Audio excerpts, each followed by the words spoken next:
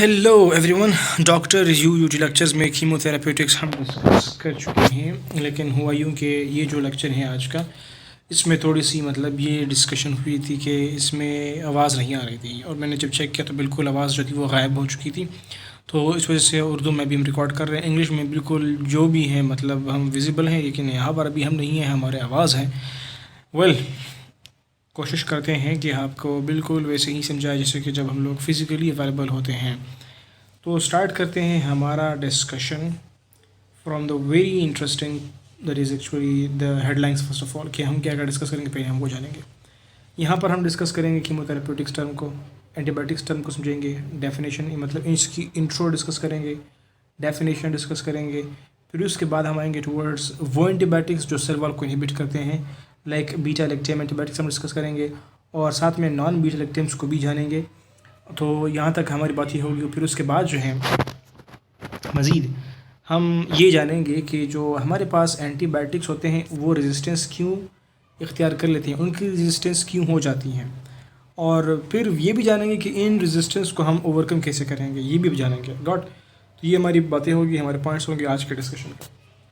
तो डिस्कशन को स्टार्ट करते हैं from the very top, from the very beginning, that is actually the chemotherapeutics antibiotics cell wall inhibitors introduction. Okay, ये first point है, introduction है। तो उससे पहले मैं आपको डिफ़ाइन करवाऊंगा, फिर उसके बाद आएंगे टुवर्ड्स दी मज़ीद इसके एलेबोरेशन की तरफ। डिफ़ाइन कैसे करेंगे, सिंपल सी बात है। ये हमारे पास क्या है, केमिकल एजेंट्स हैं दैट ईदर किल और inhibit the growth of micro organism. यहाँ पर बात क्या कही गई है कि ये या तो किल करते हैं या फिर इनहिबिट करते हैं माइक्रो ऑर्गेनिजम्स की ग्रोथ। डेफिनेशन हम क्या करेंगे एंटीबायोटिक्स की, बहुत सिंपल, कि ये हमारे पास क्या है, ये केमिकल एजेंट्स हैं जो या तो किल या फिर इनहिबिट करते हैं माइक्रो ऑर्गेनिजम्स की ग्रोथ को। ये आपने डेफिनेशन के हवाले से बात जाननी है। फिर ये है जो एंटीबायोटिक्स हैं, इनकी हमारे पास चंद एक टाइप्स होते हैं, लाइक ब्रॉड स्पेक्ट्रम आपने सुना होगा, नैरो स्पेक्ट्रम आप लोगों ने नाम सुने होंगे। अभी ये ब्रॉड स्पेक्ट्रम नैरो स्पेक्ट्रम से क्या मतलब है? ब्रॉड लफ्ज़ का मतलब है, ब्रॉड मतलब बहुत वसी, वाइड, ज़्यादा। नैरो मतलब है कम। बिल्कुल अगर हम सिंपली कहें, यही बात आप लोग जहन कीजिए कि ब्रॉड स्पेक्ट्रम एंटीबायोटिक्स वो है जो बहुत सारे माइक्रो ऑर्गेनिजम्स को ख़राब करते हैं, ख़त्म करते हैं। नैरो स्पेक्ट्रम वो है जो कम यानी छोटी सी अमाउंट के माइक्रो ऑर्गेनिजम्स के लिए इफेक्टिव होते हैं। ये एक सिंपल सा डेफिनेशन है। लेकिन ब्रॉड में फिर हम ये भी लिखते हैं कि ये ग्राम पॉजिटिव ग्राम नेगेटिव वाली बात भी यहाँ पर लिखते हैं। तो इन शॉर्ट मैंने ये कहा कि जब बहुत सारे माइक्रो ऑर्गेनिजम्स एक एंटीबायोटिक जो है उसके ऊपर असर कर रहा है, एक एंटीबायोटिक जब बहुत सारे माइक्रो ऑर्गेनिजम्स के ऊपर असर करेगा तो उसको हम लोग ब्रॉड में पुट करेंगे, और अगर बहुत सारों के नहीं बल्कि कम में असर करेगा उसको हम लोग नैरो में पुट करेंगे, नैरो स्पेक्ट्रम एंटीबायोटिक्स। ये बात समझ आ गई? ओके। तो हमने दो बातें डिस्कस की, डेफिनेशन और इंट्रोडक्शन में टाइप्स। अभी हम आते हैं towards the cell wall inhibitors. थोड़ा सा इसको मज़ीद एलेबोरेट करते हैं कि ये जो सेल वॉल इनहिबिटर्स हैं ये फिर क्या बला है। सिंपल सी बात है, ये जो सेल वॉल इनहिबिटर्स हैं ये हमारे पास दो तरह के हैं, एक है बीटा लैक्टम वाले और दूसरा है नॉन बीटा लैक्टम वाले। अभी बीटा लैक्टम वाले क्या है और नॉन बीटा लैक्टम वाले क्या है? अभी ये जो मैंने हाथ यहाँ पर स्टॉप किया हुआ है कि मतलब एक रिंग में बना रहा था, यूं यूं यूं करके मैंने एक रिंग बनाया, फिर एक के बाद एक और रिंग बना रहा था। तो ये असल में ये रिंग स्ट्रक्चर जो है ये बीटा लैक्टम रिंग स्ट्रक्चर इसको बोलते हैं, बीटा लैक्टम रिंग उसको बोलते हैं। अभी ये जो एंटीबायोटिक्स है like penicillin, cephalosporin, carbapenems, monobactams, इन सब में ये एंटीबायोटिक रिंग स्ट्रक्चर होता है, जिसकी वजह से ये जो बीटा लैक्टम रिंग होता है ये स्ट्रक्चर इन सब में होता है, जिसको जैसे इन एंटीबायोटिक्स को किनको, पेनिसिलिन, सेफेलोस्पोरिन, कार्बापेनम्स, मोनोबैक्टम्स, इनको कहते हैं क्या? इनको कहते हैं बीटा लैक्टम एंटीबायोटिक्स। ये पेनिसिलिन, सेफेलोस्पोरिन, कार्बापेनम्स, मोनोबैक्टम्स, तो इनको क्या बोलते हैं? इनको बोलते हैं बीटा लैक्टम्स। क्यों बोलते हैं इनको बीटा लैक्टम? इसलिए कि इनमें के स्ट्रक्चर में बीटा लैक्टम रिंग है। सिंपल सी बात हुई।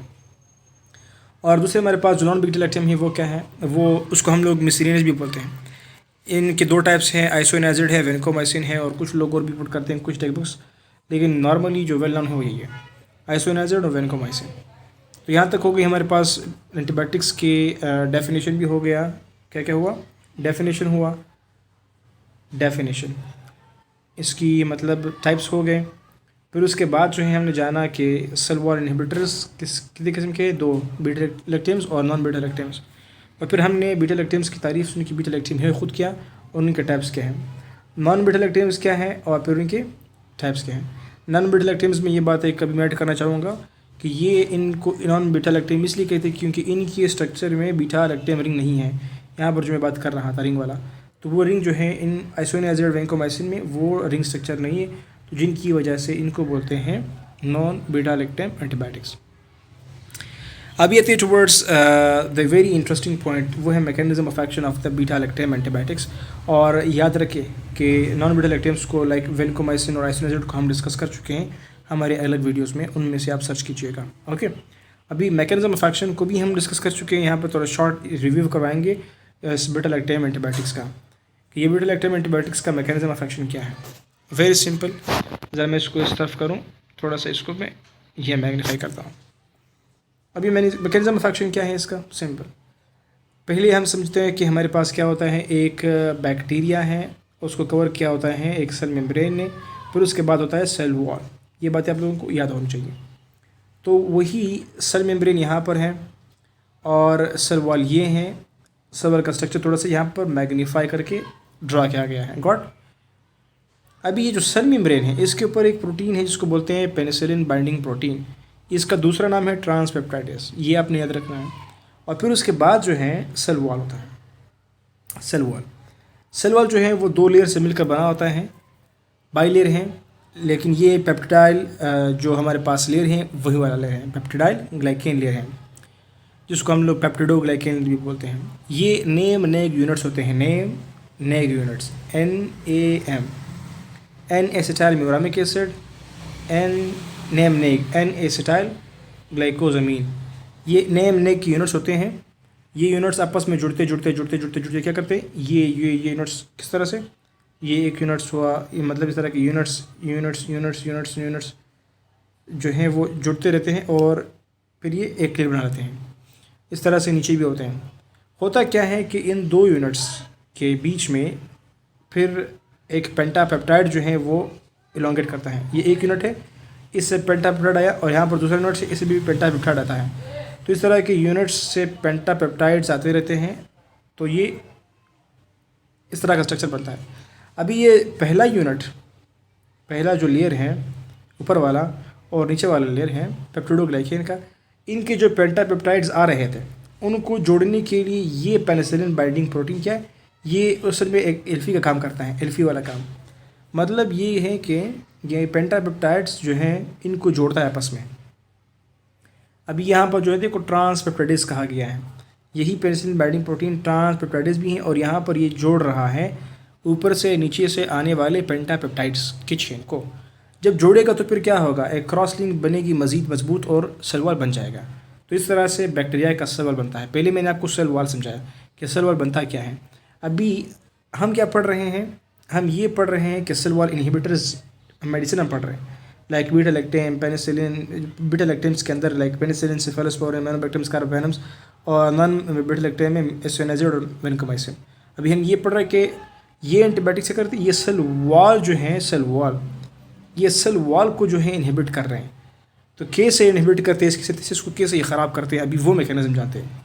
मैंने पहले अभी लोगों को क्या बताया, आप लोगों को अभी तरीका का बताया, आप लोगों को जो प्रोसीजर है वो डिस्कस किया आपके साथ कि ये किस तरह से सेल वॉल बनता है।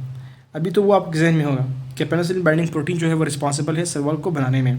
ये बात आपने आपको अखज़ करनी चाहिए इस पूरे लेक्चर से अभी तक जो हम कर रहे हैं, जहाँ अभी तक हम पहुँच चुके हैं। अभी सपोज़ कीजिए हमने बीटा लैक्टेम्स दिए, क्या दिए, बीटा लैक्टेम्स से। रिमेंबर, नॉन बीटा लैक्टेम्स को मैं डिस्कस नहीं कर रहा हूँ, जो कि यहाँ पर हमने बात की भी नॉन बीटा लैक्टेम्स के हवाले से, वो डिस्कस नहीं कर रहा हूँ। अभी मैं कह रहा हूँ कि जो बीटा लैक्टेम है उनका मैकेनिज्म ऑफ एक्शन बता रहा हूँ। वो क्या करते हैं, जब हम वो इंडिकेट करते हैं बीटा लैक्टेम्स को, तो वो आ करके इस पेनिसिलिन बाइंडिंग प्रोटीन के साथ जो है वो अटैच होते हैं। जब अटैच होते हैं तो फिर इस पेनिसिलिन बाइंडिंग प्रोटीन का काम जो है वो ख़त्म हो जाएगा। इसका काम क्या था, इसका काम था जो पेंटापेप्टाइड्स थे सेल वॉल को बनाने के लिए, जो यहाँ से भी आ रहा था, यहाँ से भी आ रहा था, इन दोनों को क्रॉस लिंक करवा रहा था, क्रॉस लिंकिंग करवा रहा था, मतलब सेल वॉल को बना रहा था कौन, पेनिसिलिन बाइंडिंग प्रोटीन। अब क्या होगा, अब हमारे जो बीटा लैक्टेम्स हैं उन्होंने इस पेनिसिलिन बाइंडिंग प्रोटीन को बंद कर दिया।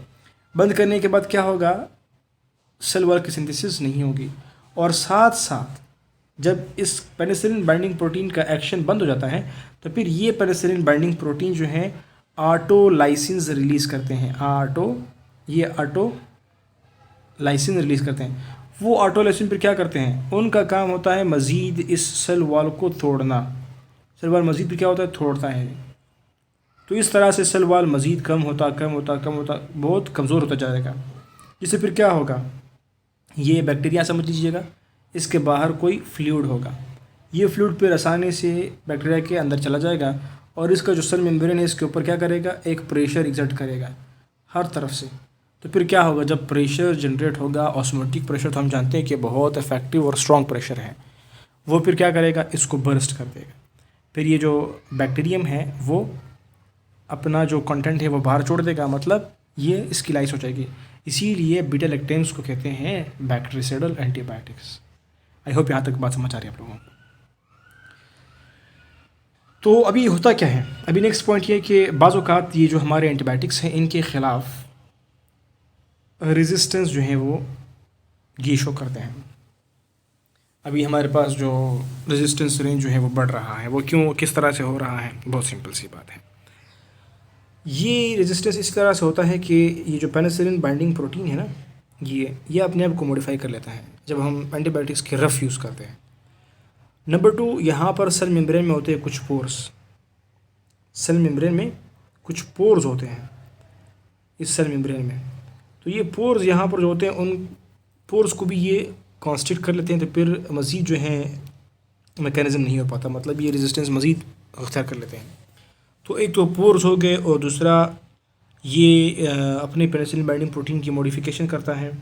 और तीसरी बात जो इम्पोर्टेंट है वो ये कि ये जो पेनिसिलिन बाइंडिंग प्रोटीन है जिन बैक्टीरिया पर, मतलब ये जो ट्रांसपेप्टाइडेज़ हैं, इसकी जो मॉडिफिकेशन हो गई थी, साथ साथ में इसी सेल मेम्ब्रेन के ऊपर जो है वो एक और एंजाइम की प्रोडक्शन हो जाती है जिसको बोलते हैं बीटा लैक्टेमेज। ये बीटा लैक्टेमेज मॉडिफिकेशन होती है पेनिसिलिन बाइंडिंग प्रोटीन की, और बीटा लैक्टेमेज बनता है, और पोरिन जो होते हैं, पोरिन्स की साइज़ जो है वो चेंज हो जाती है, जिनसे फिर क्या होता है, मज़ीद हमारे जो एंटीबायोटिक्स हैं वो फिर एक्शन शो नहीं करते। अभी सवाल तो हो गया कि यार यहाँ पर जो एंटीबायोटिक्स हैं उन्होंने रेजिस्टेंस उसे कर ली। ये सवाल हमारे जहन में आता है कि फिर इस रेजिस्टेंस को भी तो ओवरकम करना होगा। बिल्कुल, इस रेजिस्टेंस को ओवरकम करने के लिए हमने नए नए एंटीबायोटिक्स डिस्कवर करने हैं फिर जो बहुत इंटरेस्टिंग और बहुत आसान सा काम है। नए एंटीबायोटिक को डिस्कवर करना कई साल लग जाते हैं। और दूसरी बात ये कि हम फिर क्या करना चाहिए, अभी हम कॉम्बिनेशन की तरफ पे जाते हैं। फिर हम जो है लाइक सुल्बेक्टम है, क्लोविरिनोक एसिड है, ये वगैरह जो मेरे पास मेडिसिन है like beta lactamase enzyme inhibitors, फिर हम ये कॉम्बिनेशन के साथ देते हैं विद बीटा लैक्टेम। मतलब एक जो मेडिसिन होगा वो बीटा लैक्टेम होगा, और दूसरा जो होगा वो बीटा लैक्टेमेज एंजाइम जो है ASE, मतलब ये जो बीटा लैक्टेमेज है इस एंजाइम के इनहिबिटर्स हम दोनों देंगे। तो ये फिर हम जब कॉम्बिनेशन में देंगे, फिर एक तरह से हम आसानी से इस बैक्टीरिया की रेजिस्टेंस को ओवरकम करेंगे। लेकिन फिर भी व्हाट इज़ इम्पोर्टेंट ये कि जो इम्पोर्टेंट बात है वो ये है कि हमने बहुत सही तरीके से प्रिकॉशनरी मेजर्स को अपनाते हुए यूज़ करना है एंटीबायोटिक्स को, अदरवाइज़ ये रेजिस्टेंस बहुत बढ़ जाएगी, जिस तरह के अभी बहुत बढ़ चुकी हैं। तो जब रेजिस्टेंस बढ़ जाएगी तो ज़ाहिर सी बात है सिंपल सा बैक्टीरियल इन्फेक्शन जो है वो आपको डिस्ट्रॉय करने में कामयाब हो जाएगा, बल्कि पूरी कम्युनिटी को ख़राब कर सकता है। तो यहाँ तक होती है हमारी डिस्कशन कंप्लीट। क्वेश्चन है drop in the comment box.